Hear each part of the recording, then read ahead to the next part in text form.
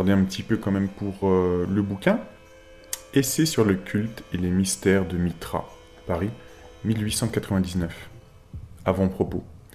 C'est une disgrâce fâcheuse pour cet humble et modeste essai, composé à quelques retouches près, écrit depuis 2 ans, que de paraître juste au moment où se publie l'admirable et magnifique ouvrage de M. Franz Cumont sur les mystères de Mitra.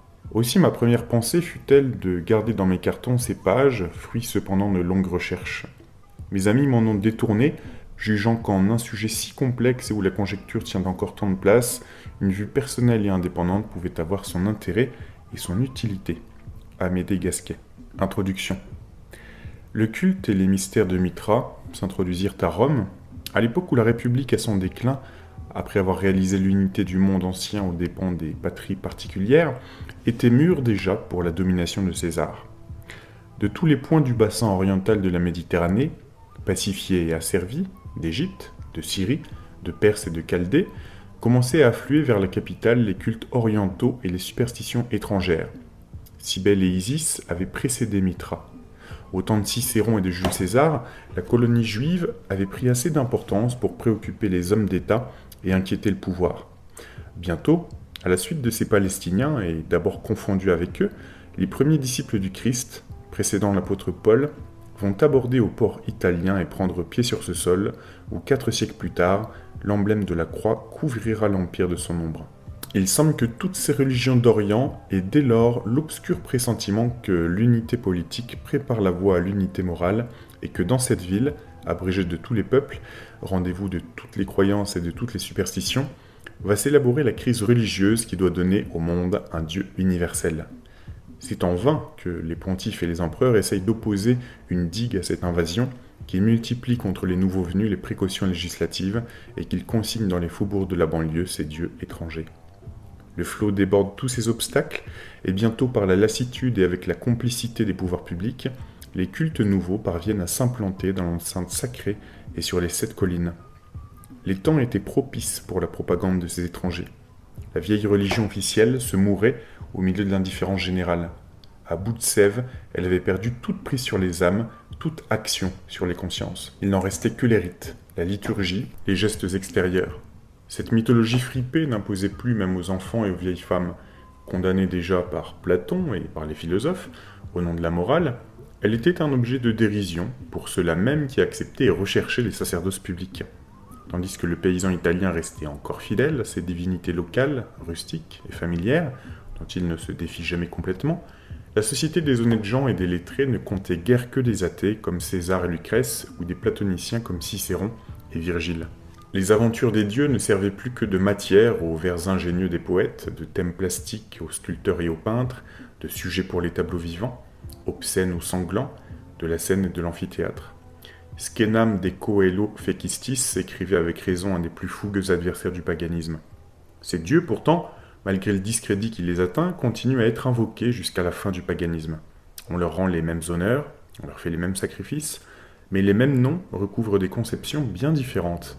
Le sens qui s'attache à ces dénominations vieillies s'est modifié en même temps que le sentiment du divin. Pour certains théologiens, les anciens dieux sont réduits à la condition de démons subalternes qu'on relègue dans les astres qui circulent, messagers invisibles, entre ciel et terre. Pour d'autres, ils prêtent leur personnalité méconnaissable aux abstractions de la théosophie alexandrine. On a souvent reproché aux apologistes chrétiens les procédés faciles de leur polémique contre le paganisme et l'étalage copieux et indiscret où ils se sont complus des méfaits de ces dieux. En réalité, les chrétiens n'ont fait que suivre l'exemple qui leur était donné par les païens eux-mêmes. Ceux-ci ne cachent pas leur honte et leur mépris pour ces divinités entremetteuses qui sollicitent tous les bas instincts de la nature humaine par l'exemple de leur impudicité. Le peuple n'entrait pas, comme le philosophe, dans l'interprétation symbolique des mythes. Il n'en retenait que l'expression figurée et qui frappait ses sens. Le jeune homme de Thérence s'autorisait des adultères de Jupiter pour excuser ses entreprises de séduction. Par lui-même, le paganisme n'a été capable d'enfanter ni dogme ni morale. Il est indifférent par essence, n'étant que la glorification des forces naturelles et la traduction mythique de ces énergies en action. Certes, quelques intelligences d'élite à travers la beauté étaient capables de sentir le divin, mais l'esthétique sera toujours une base fragile pour édifier une morale. D'une manière générale, on peut affirmer que la moralité et la vertu, qui certes ne firent pas défaut au monde antique, vinrent d'ailleurs fondés sur des conceptions puisées à des sources toutes différentes. À cette impuissance du paganisme à reformuler les règles d'une morale populaire, il faut joindre les effets désastreux du socialisme d'État, on peut lui donner ce nom, tel qu'il fut pratiqué par les empereurs. On doit se représenter le prolétariat des grandes villes, presque entièrement entretenu et nourri aux frais du trésor, déshabitué du travail, recréé dans les termes, corrompu par les spectacles, ramené aux instincts les plus bestiaux de la sauvagerie primitive, par les tueries de l'amphithéâtre. On n'a rien trouvé de mieux pour engourdir ses fureurs et ses goûts d'émeute, pour le dédommager de la confiscation des libertés publiques. Sevré des agitations de la politique et du souci généreux de la patrie qu'il n'a plus à défendre, exclu de la religion officielle, qui est un privilège de l'aristocratie, il ne lui reste rien pour alimenter et satisfaire les besoins supérieurs de sa nature, latents dans toute âme humaine. Autour de lui, la richesse du monde entier aboutit à la jouissance scandaleuse de quelques-uns. Jamais l'égoïsme n'a été plus triomphant ni plus avide, la société plus méchante aux petits et aux humbles, la vie plus précaire et plus avilie que dans le siècle qui suivit l'établissement de l'Empire. Mais en même temps, cette détresse qui exaspère la dureté des uns tourne chez les meilleurs en attendrissement, et les âmes, amollies par la souffrance ou brisées par l'épouvante, s'ouvrent soudain à la pitié. Afin de répondre à ces besoins qu'il soupçonne, Auguste, plus par esprit de gouvernement que par piété, car il partageait l'incrédulité de son temps, avait imaginé de toutes pièces une réforme religieuse. Agrandissant à la mesure du monde conquis le culte de la cité reine, il fonda la religion de l'État, conçue comme une divinité. Dans toutes les provinces, par ordre, s'élevèrent des temples en l'honneur de Rome et d'Auguste, partout se multiplièrent les collèges et les sacerdoces, et dans les carrefours on proposa à l'adoration populaire les lards nouveaux. Cette religion administrative, froide et glacée, et qui nous paraît, avec notre manière de sentir, comme le rêve de bureaucrate en délire, n'eut que le succès qu'elle méritait. Elle subsista par la docilité et la crainte, recueillit l'empressement officiel des fonctionnaires et suscita l'émulation des courtisans ou des provinciaux en quête de sacerdoce lucratif. Elle n'eut pas, elle ne pouvait avoir les cœurs. Plus efficace fut l'action de la philosophie grecque, surtout du stoïcisme, qui, transplanté à Rome, devint vraiment pour ses adeptes une discipline morale. Pendant les persécutions qui sévirent sur l'aristocratie romaine, il a formé quelques-uns des plus beaux caractères qui aient orné l'humanité. Il prit, sous les Antonins, l'allure et la forme d'une religion et prétendit par ses missionnaires et ses prédicateurs à la direction des consciences. Mais lui-même était voué à la stérilité. Même dans le plus élevé et le plus honnête des ouvrages qu'il ait inspirés, dans les mémoires de Marc Aurèle, règne l'incertitude dogmatique la plus déconcertante. Le pieux empereur, dans sa sublime sincérité, n'osait affirmer ni l'existence des dieux, ni l'immortalité de l'âme. Le précepte auquel il revient sans cesse, s'adapter à l'harmonie universelle, se soumettre à l'ordre et aux lois éternelles de la nature, peut bien être en définitive le dernier mot de la sagesse humaine. Mais il est de peu d'usage dans la pratique de la vie, et suppose d'ailleurs, en dehors des nécessités inexorables et élémentaires attachées à la condition mortelle, une connaissance de ces lois, de cet ordre, de cette harmonie, qui échappait aux contemporains de Marc Aurèle, et sera l'éternel postulat de la science humaine. La prescription suprême de cette philosophie, faire le bien quand même, quelle que soit notre ignorance des fins de l'homme et le but du cosmos, semble bien le cri d'un optimisme désespéré. Rien ne convenait moins aux multitudes qui ont besoin d'une foi, qui vivent d'espérance et souvent d'illusion. Le peuple, en effet, entendait d'autres voix, allait à d'autres maîtres. L'absence de toute certitude dogmatique le jetait en proie à toute les crédulités. Jamais le monde n'a vu pareil débordement de superstition, pareille orgie de surnaturel. Jamais tant de devins, de charlatans, d'augures, d'astrologues, de vendeurs de recettes pieuses et d'amulettes ont capté des esprits plus avides et plus faciles à duper. La grossière supercherie d'Alexandre d'Abonautique et de son dieu serpent pouvait se renouveler tous les jours sans risque de décourager l'empressement des dévots. L'espace se peuplait de démons et de génies dociles aux incantations. Les plus hauts esprits se laissent gagner par cette contagion, et ceux qui se targuent le plus de leur incrédulité marquent par quelque endroit qu'ils en ont leur part. Mais cette folie même est le signe d'un travail intérieur, d'une fermentation spirituelle, d'une attente. Des préoccupations nouvelles assiègent les esprits et s'en emparent. Des mots nouveaux circulent. On les entend dans les réunions secrètes, dans les associations des humbles, on les retrouve gravés sur la pierre des tombeaux. Conscient de sa faiblesse, incertain de sa destinée, troublé par l'inquiétude de la mort, l'homme, au milieu des ténèbres qui l'enveloppent, sent sa détresse. Il implore un sauveur qui le guide dans la vie, l'assiste à l'heure suprême et soit son médiateur au-delà de la tombe. Il lui demande le chemin du salut et le secret de la vie bienheureuse.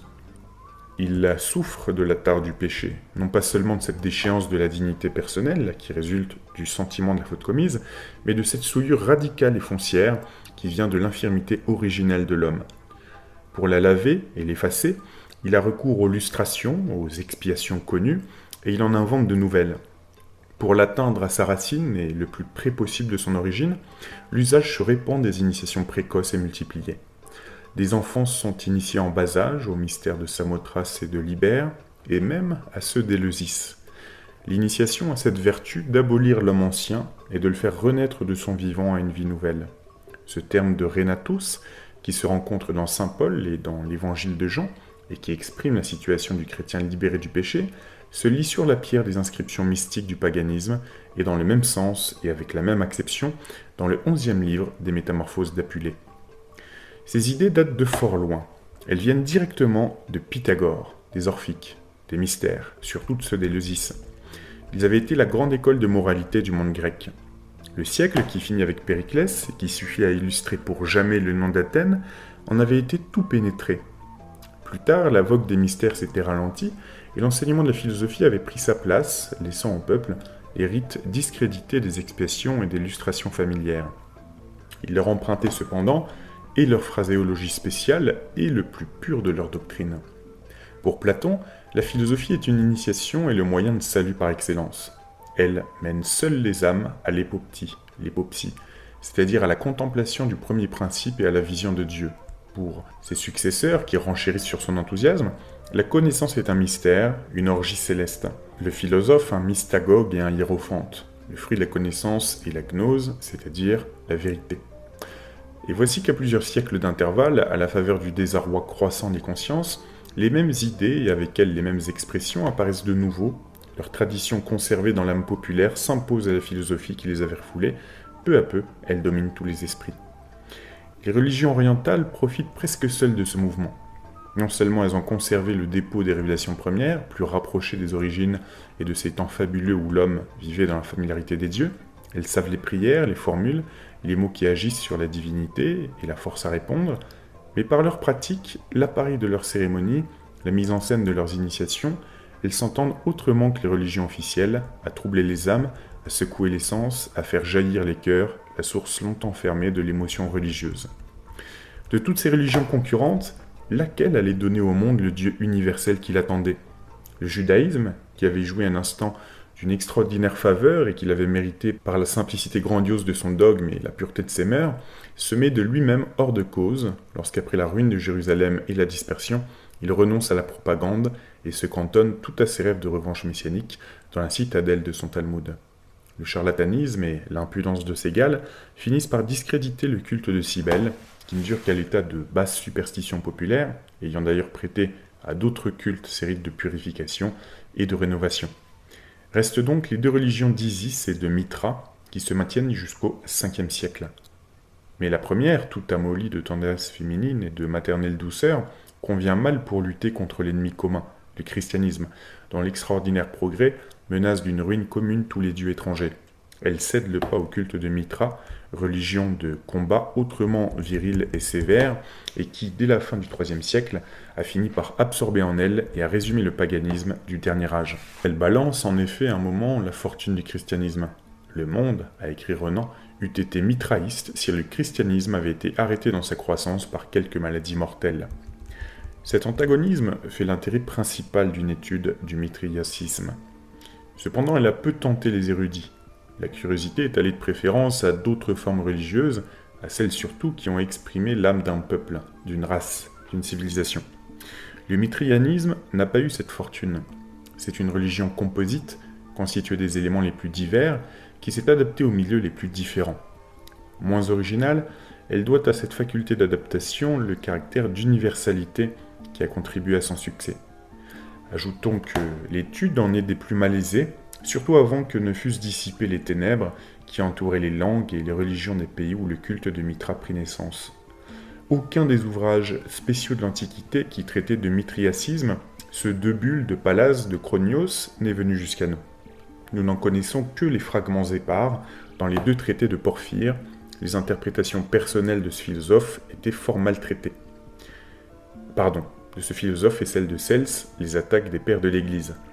Les monuments mitriatiques eux-mêmes ont été fort maltraités. On connaît par une lettre de saint Jérôme la destruction du Mitraeum du Capitole par le préfet Gracchus et celle du Mitraeum d'Alexandrie par le patriarche de cette ville. Bien d'autres monuments eurent le même sort. Leurs débris, pourtant, sont précieux. Ils permettent, avec les nombreuses inscriptions relevées en tout pays, d'interpréter les symboles familiers aux adeptes de Mitra. C'est encore là notre source principale d'information. En notre siècle, Lajar a compromis par les hypothèses les plus hasardeuses le labeur de toute une vie consacrée à l'étude de Mitra. À part les planches de son précieux Atlas, quelques pages à peine de son œuvre méritent de rester. C'est aussi tout ce qui subsiste de l'ouvrage jadis célèbre de Dupuy, L'origine de tous les cultes, qui eut l'idée bizarre de faire du christianisme une branche du mitriacisme. Quelque chose comme une hérésie mitriaque. Récemment, un professeur de l'université de Gand, M.F. Cumont, s'est proposé de reprendre la tentative de Lajar, a réuni un grand nombre de textes relatifs à Mitra et publié la collection la plus complète des monuments de son culte. Le commentaire qu'il a promis ne peut manquer de jeter une lumière décisive sur la plupart des points, qui restent encore obscurs, de la doctrine secrète des mitriastes. 2. Les origines. Si nombreuses que soient les greffes qu'ait subi le culte de Mitra au cours de ses pérégrinations, par toutes ses racines il tient à l'Orient. C'est de lui qu'il a reçu la sève qui a nourri jusqu'à ses derniers rameaux, la forme de ses dogmes, ses symboles, la morale dont il est pénétré. La philosophie et la théologie grecque ont bien pu broder sur ce fond, mais sans l'abolir. Étudier le mitriacisme, abstraction faite de ses origines, et comme un produit attardé du syncrétisme occidental, c'est en méconnaître à plaisir la tendance et la portée. Mais ses origines elles-mêmes sont complexes. Il suffit d'un regard jeté sur les monuments mitriaques pour découvrir à la fois des influences iraniennes et des influences chaldéennes. Le taureau, immolé par Mitra, qui occupe le centre de la plupart de ses compositions, est bien le taureau des légendes zoroastriennes. Mais à des signes irrécusables, il est aussi le taureau astronomique de Babylone. Les animaux figurés auprès de lui, le chien, le corbeau, surtout le serpent, sont les animaux de l'Avesta. Mais les 12 signes du zodiaque, qui ornent le cintre de ces monuments, les 7 planètes qui en parsèment le champ, d'autres indices encore manifestent la religion sidérale qui fut celle de Ninive et de la Chaldée. Les anciens ne s'y sont pas mépris, ils donnent indifféremment à Mitra l'épithète de persan et de chaldéen. Ammien Marcellin, qui accompagna l'empereur Julien sur les rives de l'Euphrate, assure que Zoroastre emprunta au mystère de la Chaldée une partie de sa doctrine.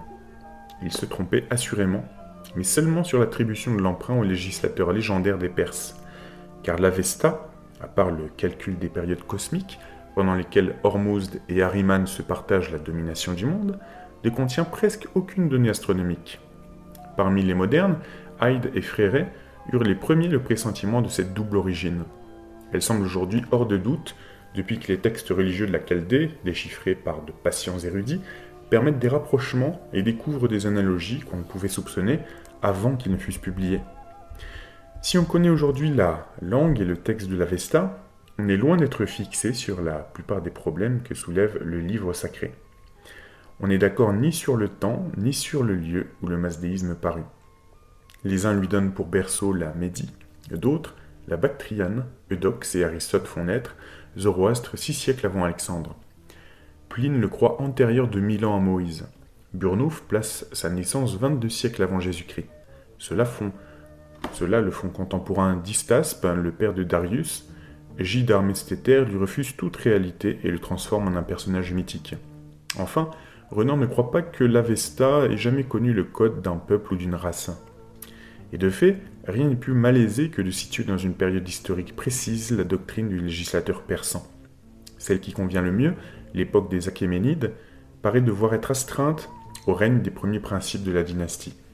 Les opinions moyennes et probables, dont Spiegel s'est fait l'interprète le plus judicieux, ont reçu de graves échecs par les conjectures pénétrantes, audacieuses mais souvent paradoxales du regretté d'Armestéter.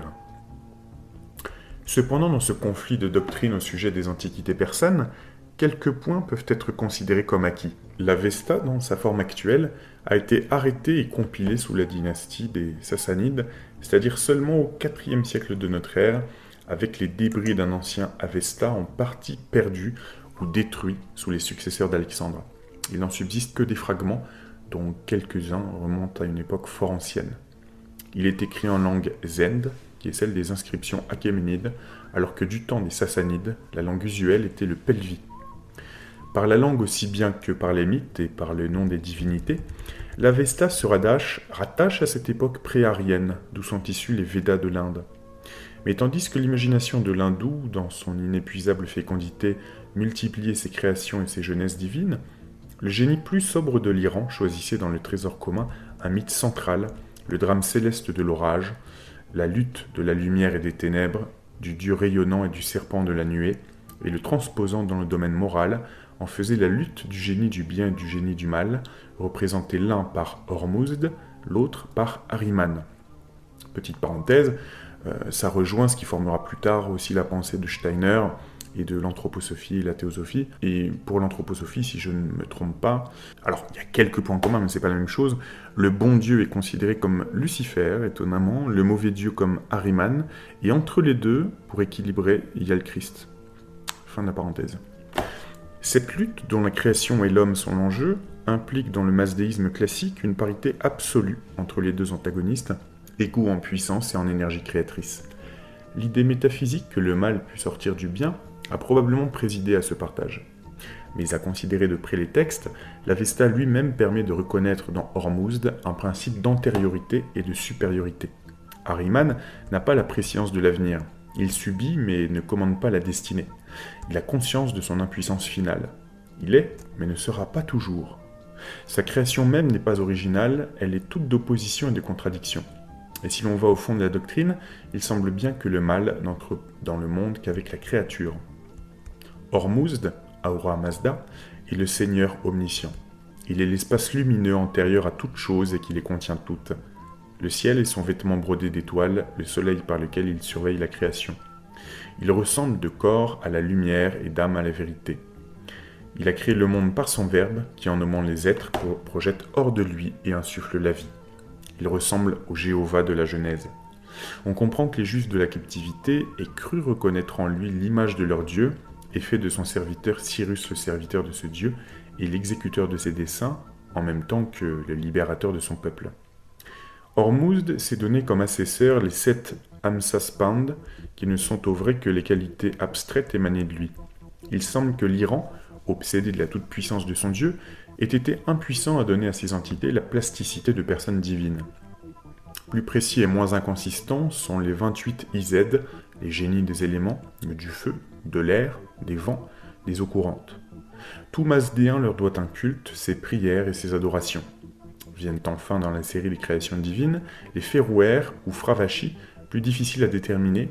Ils sont à la fois les types immortels et les idées des choses, et aussi les mânes des êtres qui ont vécu. Ils descendent temporairement, s'incarner dans les corps mortels, pour remonter leur tâche accomplie à leur patrie céleste. Les livres parsis de la basse époque leur donnent pour séjour les astres et la voie lactée. Je vais faire une petite parenthèse ici. La précédente phrase peut totalement rejoindre un extrait du film Alice de Claude Chabrol, qui est très peu diffusé. Je ne crois pas qu'il ait une exploitation en DVD actuellement, mais je vous en avais montré des extraits. Et c'est exactement ce que ce vieil acteur que j'adore, dont j'ai oublié le nom, dit quand ils disent ces choses remontent des enfers pour prendre forme humaine. Eh bien, pour moi, ça correspond à ça.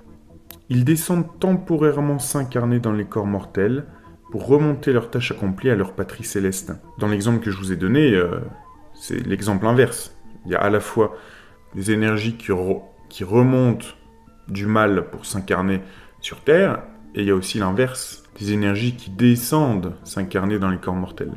Fin de la parenthèse. Ormuzd a donné à Zoroastre sa révélation pour qu'il enseigne aux hommes la doctrine de pureté, les paroles et les formules efficaces qui doivent leur assurer la victoire sur le mal. Lorsque les temps fixés seront accomplis et le cycle des 12 000 années révolu, il suscitera de la semence de Zoroastre un sauveur qui réveillera les morts, séparera les bons, achèvera par une expiation suprême la purification des méchants et consommera la défaite et l'anéantissement d'Ahriman. Mitra est l'un des 28 Ized. Il appartient à la plus vieille mythologie aryenne. On a pu dire qu'il était un des premiers dieux du paganisme et qu'il en fut le dernier. Dans les plus antiques Védas, il est déjà un dieu lumière, l'assesseur et le compagnon de Varuna. Il fait le bien par son regard et par le jour qu'il apporte. Il s'identifie peu à peu avec le soleil. Dans l'Iran, sa fortune est plus éclatante. Dans les parties liturgiques et rituelles de l'Avesta, son rôle est encore effacé et de second plan, bien que son nom soit associé à celui d'Ahura. Mais bientôt, sa personnalité se précise et se dégage. Dans le Yesht, acte d'adoration, qui lui est consacré et qui appartient probablement à une époque plus récente, il apparaît avec les premiers linéaments de la physionomie qu'il gardera désormais jusqu'à la fin. Il a été créé par Ahura, qui l'a fait aussi digne d'honneur que lui-même. Il s'avance au-dessus de la montagne de Hara, sa demeure, précédant la course du soleil, caressant le premier de ses blancheurs, les sommets élevés et survivant à la disparition de l'astre. Il est à la fois l'aurore et le crépuscule. Guerrier impétueux, il combat infatigablement les ténèbres et les œuvres des ténèbres. Il a 10 000 yeux et 10 000 oreilles. Rien ne se fait sur la terre qui lui échappe, et les plus secrètes pensées lui sont connues. Il découvre et déteste le mensonge. Il est le Dieu de vérité. Seigneur des vastes pâturages du ciel, il distribue la richesse et la fécondité. Il est le gardien des contrats et le garant de la parole donnée. Il préside aux relations de société, aux liens qui unissent les hommes et assure la stabilité du foyer.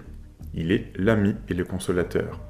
Le pauvre pratiquant la doctrine de vérité, privé de ses droits, l'invoque à son secours, les mains levées au ciel, lui, dont la voix, quand il se plaint, s'élève et atteint les astres.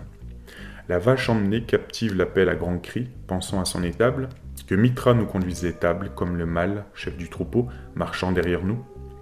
Il est le médiateur entre les hommes, et le médiateur entre les créatures et les créateurs. Il préside au sacrifice, comme le prêtre, et offre le premier le homa dans un mortier émaillé d'étoiles. Quand il prie, sa voix éclatante qui parcourt la terre se répand dans les cieux superposés. Après la mort, enfin, c'est lui qui aide les âmes à passer le pont fatal et pèse leurs actions bonnes et mauvaises dans les plateaux équitables de sa justice. Il est déjà le triple Mitra, dieu du ciel, de la terre et de la mort. Les influences étrangères allaient altérer profondément cette religion si pure et si simple, et modifier surtout la physionomie de la divinité secondaire qui nous occupe. Quand les vigoureux montagnards de la Perse, adorateurs d'Ahura et de Mitra, envahirent la Médie et les pays du Tigre et de l'Euphrate, ils trouvèrent ces contrées en possession d'une des plus vieilles civilisations du monde, à la fois très savante et très corrompue, et d'institutions politiques et religieuses fortement organisées par un corps de prêtres puissants. Ils en eurent d'abord la défiance et l'horreur, mais comme toujours, le vainqueur primitif et barbare se laissa gagner par le vaincu plus raffiné. Cette civilisation était celle de Ninive et de Babylone. Sur les boues fécondes et malsaines des marais de l'Euphrate, il est probable qu'a vécu la première humanité. L'esprit s'effraie à sonder les profondeurs infinies de ce passé. Sans entrer dans les controverses que soulève la question de ses lointaines et obscures origines, il semble bien que deux races, chacune d'un génie et de croyances différents, aient concouru à cette civilisation. Une première population ingénieuse et misérable, en proie aux surprises, aux séductions et aux épouvantements d'une nature violente et généreuse. Elle croit à une multitude de génies malfaisants, aux formes bizarres, monstrueuses, qui s'acharnent sur l'homme, lui envoient la maladie, la peste, les fléaux et la mort. Sa religion est tout en formules, en incantations déprécatoires, en amulettes et en phylactères. C'est la magie. De ce foyer s'est envolé sur le monde ce sombre essaim de larves, de lémures, de vampires, d'êtres fantastiques au corps composite, qui ont effrayé l'imagination de tous les peuples. Encore aujourd'hui, dans les vieux procès de sorcellerie, se rencontrent des formules magiques dont le sens s'est perdu et qui se retrouvent sur les briques d'Our en Chaldée et de Ninive. Ces peuples cependant deviennent nombreux et puissants. Ils se bâtissent les premières cités, se servissent quelques-uns de leur génie, dont ils se font des dieux protecteurs, ordonnent leur religion, fondée sur le culte des éléments et des forces de la nature. Ils connaissent les arts et inventent l'écriture au caractère cunéiforme. À ces populations se mêlèrent ou se superposèrent, probablement par la conquête, des Sémites venus du Midi, savéistes adorateurs des astres. Par le travail séculaire des écoles sacerdotales, les croyances s'amalgamèrent sans se détruire, les mythologies des dynasties locales se simplifièrent et s'unifièrent, les dieux anciens se répandirent dans les régions de la voûte céleste. De cette élaboration sortit une religion toute sidérale, comportant des spéculations élevées sur l'âme et sur la destinée, et qui s'accordait avec un culte très sensuel et une théocratie féroce. L'astrologie, qui suppose la connaissance du ciel, était la grande affaire de leurs prêtres, la science maîtresse. Par là, ils ont été même avant les Égyptiens, les créateurs de l'astronomie et les vrais maîtres de la Grèce. Eudoxe et Hipparque se sont instruits à leur école. Des hautes tours à étages qui leur servaient d'observatoire, au-dessus de la poussière et du bruit des cités, ils plongeaient, de leur regard aiguisé par l'habitude, dans les profondeurs sereines du ciel oriental. Il montrait à Callisthène, envoyé par Aristote, des observations astronomiques enregistrées depuis 1903, années consécutives. Dans les débris de la bibliothèque d'Assurbanipal, recueillis à Ninive, en même temps que des traités de magie et de numération, on trouve des calendriers et des livres d'astronomie qui montrent cette science constituée dès le temps de Sargon l'Ancien. Des catalogues d'étoiles avec leur lever et leur coucher, la notation des phases de la Lune, les singularités de la course vagabonde des planètes. Il savait calculer les éclipses de la Lune, peut-être même celles du Soleil. Du moins, possédait-il les éléments nécessaires à ce calcul. Ils pressentirent la précession des équinoxes. Il fixait la naissance du monde au moment où le Soleil était entré dans le Taureau et lui assignait pour fin le moment où le Soleil rentrerait dans ce signe. Le Soleil était en effet l'objet principal de leurs études. Il lui avait tracé sa voie dans le ciel, compté pour autant de victoires son entrée dans les 12 signes, ces hôtelleries célestes, nommées ces signes des vagues figurées ébauchées par les clous d'or des étoiles, et rattachées à ces signes autant de légendes héroïques. Ils avaient divisé le zodiaque en 360 degrés et réparti méthodiquement les constellations dans ces divisions prolongées sur toute l'étendue des cieux. Ils avaient affecté à ces signes leurs 12 dieux principaux, dont 7 étaient en même temps les dieux des 7 planètes, et attribués aux 36 décans les 36 divinités inférieures. Mais pour eux, le ciel était surtout le livre des destinées, la manifestation sensible des volontés divines. Les influences constatées ou supposées, du Soleil, de la Lune, des planètes sur les phénomènes naturels et sur l'homme, ils concluaient à des influences permanentes et occultes que la science pouvait pénétrer. En rattachant, dit Philon, les choses terrestres aux choses d'en haut et le ciel au monde inférieur, ils ont montré dans cette sympathie mutuelle des parties de l'univers, séparées quant au lieu, mais non pas en elles-mêmes, l'harmonie qui les unit par une sorte d'accord musical. Cette civilisation, servie pendant des siècles par les armes victorieuses des rois de Babylone et de Ninive, avait pénétré toute l'Asie occidentale. La Médie, la première étape de la conquête persane, en était comme imprégnée. Ecbatane, que vit Hérodote, avait comme les villes de la Chaldée 7 enceintes aux couleurs des 7 planètes. Les mages y dominaient, semblables à ceux de Babylone. La pure religion de la Perse, presque absolument dépouillée d'éléments naturistes, ne tarda pas à s'altérer par l'infiltration des idées propres au système religieux de la Chaldée. La Vesta, même dans ses parties anciennes, porte la trace des influences, non seulement la fixation des périodes de la grande année cosmique, mais le nombre des Amshapands, celui des Izèdes, qui répondent au chiffre des planètes et à celui des jours du mois lunaire, en sont le témoignage. Il y eut, il est vrai, des réactions violentes. La plus connue est la révolution politique et religieuse opérée par le fils d'Hystaspe, Darius, et attestée par la grande inscription de Behistun, par le massacre des mages usurpateurs et la restauration dans toute sa pureté du culte d'Ahura Mazda. Mais jusque dans ce monument du vainqueur se fait sentir l'empreinte des idées et des formes dont il se flatte d'avoir triomphé. Les caractères cunéiformes de l'écriture, les noms des rois sont chaldéens. Chaldéens et comme détachés des monuments de Babylone sont les génies qui représentent les dieux persans. Toute l'iconographie persane dérive de cette imitation. La bête arimanique que combat le serviteur d'Ahura appartient à la même origine. On la retrouve sur ces milliers de cônes et de cylindres exhumés de la poussière des cités mésopotamiennes et qu'on a relevés jusque sur le champ de bataille de Marathon. Le sigle même de la divinité, l'Ahura en buste saint de la tiare, aux 4 ailes déployées et qu'en sert le cercle, symbole de l'éternité, vient en droite ligne de l'Euphrate, où peut-être il fut importé d'Égypte. La revanche d'ailleurs ne se fit pas attendre, elle vend probablement des influences de harem si puissantes dans les monarchies d'Orient. La femme de Xerxès, Amestris, est toute dévouée au magisme. Elle sacrifie aux divinités infernales et fait enterrer vivants 9 couples de garçons et de filles appartenant aux plus grandes familles de la Perse pour préparer le succès de l'expédition contre la Grèce. Pareil sacrifice expiatoire se consomme sur les bords du Strymon au cours de la marche des armées du grand roi. Sous Artaxerxès Mnémon s'achève la trahison des dieux nationaux et se consomme la plus grave des altérations que le masdéisme ait subies par son contact avec la Syrie et la Chaldée. 2 des Izèdes avestéens, Mitra le génie de la lumière, Anaïta le génie des eaux courantes et la dispensatrice de la fécondité, sortirent tout à coup du second rang pour apparaître au premier. Toutes 2 se prêtaient aisément à l'assimilation entre les divinités de Babylone. Mitra, assesseur d'Osmoud, a détourné peu à peu sur lui la piété et l'adorateur des fidèles. Moins lointain que lui, moins métaphysique, moins dégagé de forme et de contours, il est plus près des fidèles qui le reconnaissent dans l'astre qui les inonde de ses bienfaits. Pareille évolution s'était déjà produite en Chaldée, où le dieu soleil, Samash, s'était vu substituer peu à peu ses parèdres, Marduk, Ninip, Nergal et Nebo, d'abord assignés à la garde des planètes et qui bientôt représentent le soleil même dans chacune des périodes de sa course annuelle. Les caractères mêmes de la divinité persane, tels que nous les avons relevés dans le Yesht consacré à Mitra, nous les retrouvons avec une similitude qui n'est peut-être pas l'effet du hasard dans divers fragments d'hymnes chaldéens récemment déchiffrés. Soleil, l'arbitre suprême du ciel et de la terre, la loi qui enchaîne l'obéissance des pays, c'est toi. Tu connais la vérité, tu connais le mensonge. Soleil, le Seigneur qui développe la vie, celui qui répand la grâce sur le pays, c'est toi.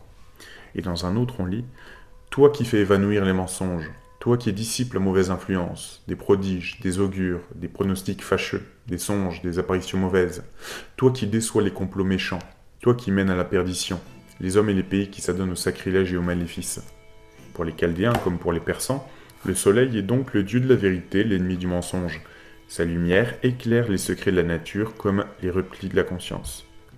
Génie des sources et des eaux qui suscitent la vie, Anaïta, dont le nom même est celui de l'Anat babylonienne, devient la déesse nature de la génération, la mère de la fécondité, la lune conservatoire de l'élément humide, de qui procède toute croissance pour la terre comme pour les hommes. Ainsi naît un nouveau couple conçu sur le modèle des couples babyloniens d'Ishtar et de Marduk, l'Aphrodite chaldéenne et le dieu solaire et démiurge. Artaxerxès, le premier, comme en témoigne l'inscription de Suse, l'impose à l'adoration de ses sujets et dresse ses statues à Suse, à Ecbatane, à Babylone comme à Damas et à Sardes.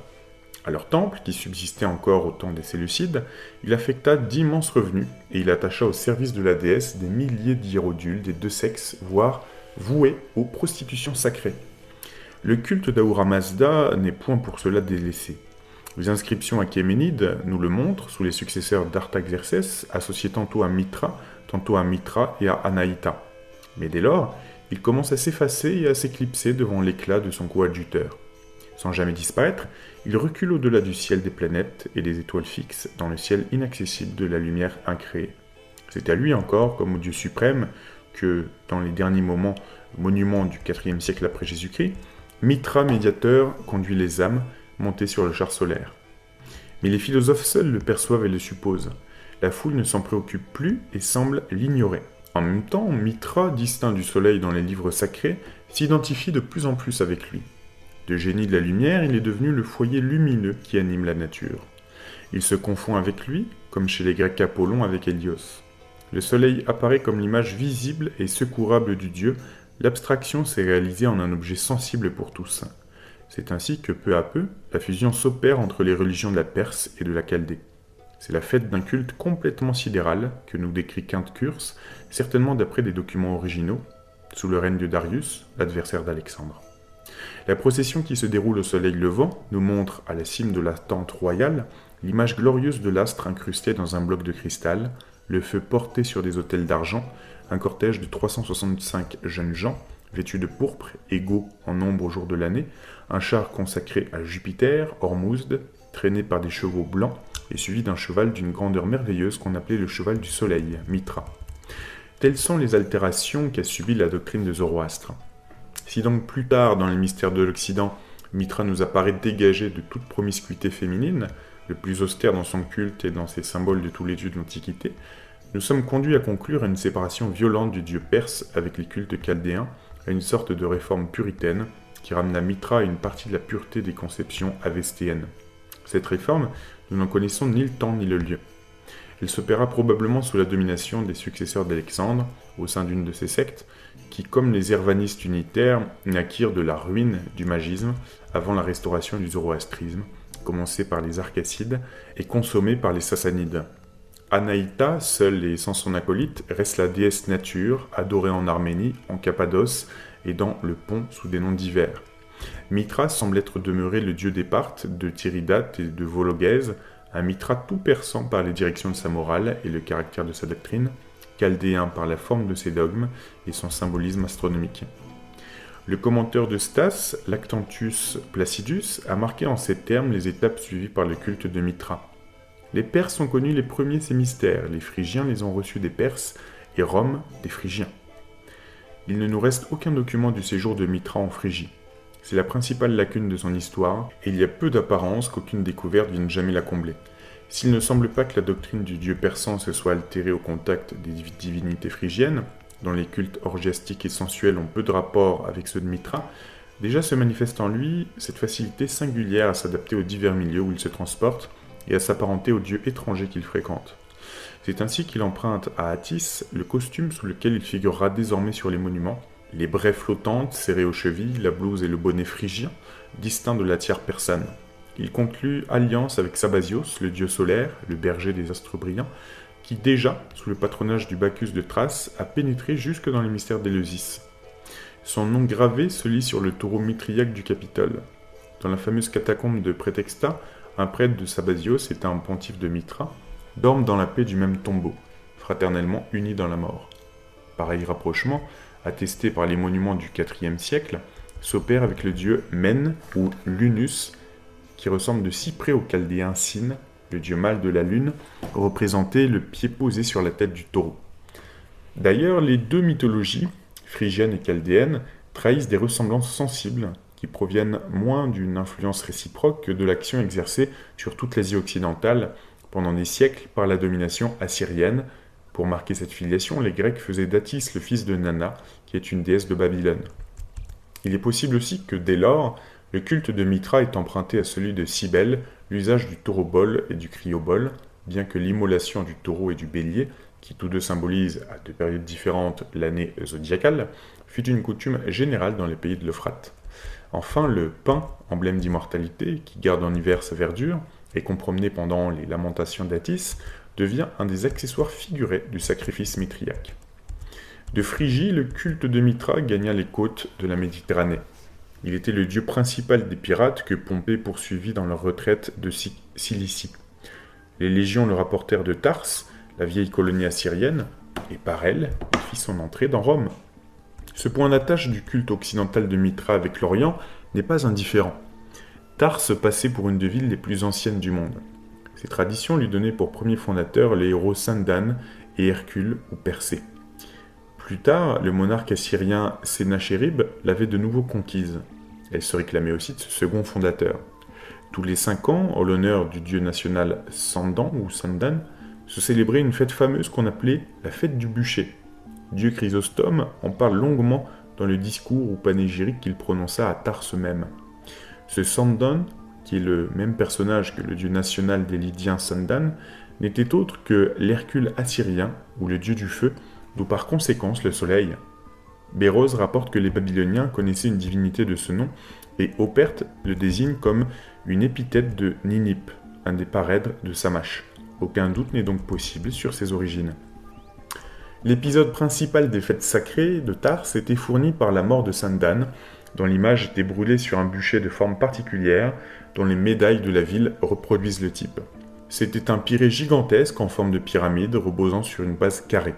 À l'intérieur, Sandan est dressé debout, les pieds posés sur un lion, dans l'attitude même que certains monuments de l'Occident ont conservé à Mithra. Au faîte du bûcher, un aigle ouvre ses ailes.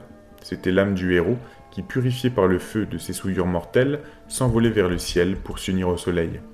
Avec quelques variantes, on retrouve le même type en diverses villes d'Asie, de Syrie et de Phénicie. Sur ces médailles, l'aigle est quelquefois remplacé par un quadrige qui emporte vers les astres l'âme ou le double du dieu. À Tyr même, on fêtait à la date du mois Peritius, répondant au 25 décembre du calendrier romain, qui sera la date des Natalitia de Mithra, le réveil, ou la renaissance de Melkart. Alors c'est intéressant, en petite parenthèse, puisque on sait aujourd'hui que beaucoup de symboles chrétiens ont repris des symboles ou des dates chrétiens ont repris des dates des païens. Et de la même manière, beaucoup d'églises chrétiennes se sont construites sur des lieux de culte païens qui existaient déjà. Fin de la parenthèse. Il s'agit donc bien d'une fête de purification et de résurrection ou d'apothéose. Ces rites même furent empruntés plus tard par les Romains pour la consécration des empereurs. Or, c'est la même doctrine d'expiation pour l'âme, de résurrection et d'immortalité qu'enseigne Mithra, dieu de lumière comme Sandan. Le culte de Mithra végétote d'abord obscurément à Rome. Le premier monument qui le signale est une inscription de Naples du temps de Tibère. Néron lui fait accueil et demande, dit-on, à ces mystères l'expiation de son parricide. Il se lie d'amitié avec les souverains parthes et reçoit leurs ambassadeurs qui célèbrent à Rome ouvertement leur culte. On sait que la légende longtemps populaire voulait que le César, échappé à ses meurtriers, lui trouvait un refuge dans le royaume de l'Euphrate, d'où il devait revenir avec ses alliés pour se venger de ses ennemis. Le culte de Mithra est florissant sous Trajan. Adrien l'interdit un moment, à cause des scènes cruelles qui passaient pour ensanglanter ces cérémonies. Commode se fait initier et se souille au cours des épreuves d'un homicide qui fait scandale. Avec les empereurs syriens se répand la vogue des cultes solaires. Élagabal, le prêtre syrien couronné, prétend subordonner au dieu d'Émès toutes les divinités de l'Empire, préludant à un syncrétisme prématuré qui, dans sa pensée, devait embrasser le judaïsme et le christianisme. Mais c'est surtout d'Aurélien que date l'extension et l'immense popularité de Mithra. Né en Pannonie, d'une prêtresse du soleil, élevé par sa mère dans le temple, il est envoyé comme ambassadeur en Perse. Au cours d'un festin, il lit dans le relief d'une coupe consacrée à Mithra la promesse de sa grandeur future. Plus tard, l'empereur, vainqueur de Zénobie, transporte à Rome le dieu solaire de la cité palmyréenne, reprenant la tentative d'Élagabal, cette fois avec succès. Il unit dans une même adoration et dans un même temple tous les cultes du soleil. Au nouveau dieu, il consacre l'empire, et pour la première fois, sur les médailles et sur les monuments, se lie avec l'emblème de l'Invictus cette formule « Sol Dominus Imperii Romani ». Ce dieu n'a pas de nom patronymique, rien qui rappelle une origine particulière, dévotion spéciale d'un peuple. C'est Sol, le dieu invincible dont les ténèbres de la nuit et de l'orage ne peuvent triompher, que les siècles ne diminuent pas. Le dieu certain, Certus Sol, dont la réalité vivante et agissante éblouit l'univers. Et à cet anonyme, la faveur populaire attache un nom, celui du dieu persan, dont les mystères se répandent en raison même du succès des cultes solaires. Sol et Mithra, comme l'attestent les inscriptions, ne sont plus désormais qu'une même divinité. C'est celle de Dioclétien, de Constance Chlore, les derniers empereurs. C'est celle aussi de Constantin, dont les monnaies portent l'emblème de l'Invictus, et qui longtemps hésita entre Mithra et le Christ. C'est surtout le dieu de Julien, voué dès sa jeunesse à Mithra, dont il fait le conseiller et le gardien de son âme. Le monothéisme latent, que porte en lui le paganisme, trouve sa formule dans le traité que l'impérial écrivain intitule « Le roi soleil ». Ça fait penser à Louis XIV, ça. Le terme de roi soleil, bien évidemment.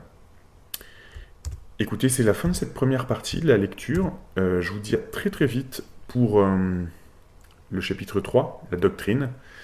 Et voilà, comme je vous ai dit, vous pouvez retrouver le livre dans les descriptions. Je vous dis à très bientôt. J'espère que ça vous aura intéressé.